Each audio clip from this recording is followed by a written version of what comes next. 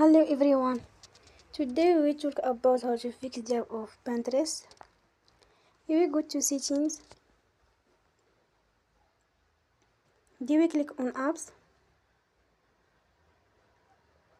After that you will search the app Pinterest and you will click.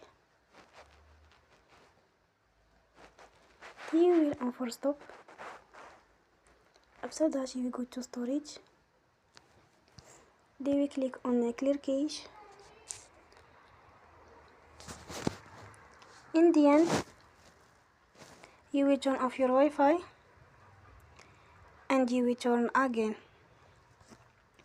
Don't forget to support us by like and subscribe. See you next time and thank you for watching.